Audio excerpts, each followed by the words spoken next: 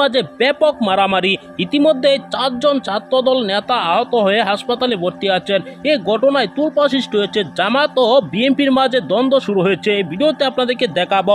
ছাত্র শিবির ও ছাত্রদলের সংঘর্ষে এখন পর্যন্ত মামলা হয়নি। পাল্টাপাল্টি বক্তব্য দেখলে আপনি রীতিমতো অবাক হয়ে যাবেন। শেখ হাসিনা পালানোর পর নিজেরাই দ্বন্দ্ব শুরু করে দিয়েছেন। আসুন দেখে আসি বিস্তারিত ভিডিওতে, না টেনে দেখতে থাকুন।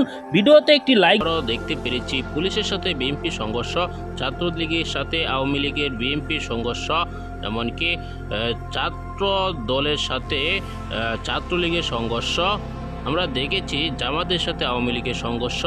এখন আওয়ামী লীগ সরকার দেশ ছেড়ে পালিয়ে গিয়েছেন। এখন দেখা যাচ্ছে যে দুটি দল এবার সংঘর্ষ জড়িয়ে পড়েছেন। ছাত্রলীগ আমরা দেখেছি অনেক সময় হামলা করেছে ছাত্রদলের উপর, এবার হামলা করছে ছাত্র শিবিরের নেতাকর্মীরা ছাত্র দলের উপর। এই ঘটনার সকলেই নিন্দা জানাচ্ছেন। দর্শক, আমরা অতীতে যে দৃশ্য দেখে আসছি এখন পর্যন্ত কি এই দৃশ্য দেখব?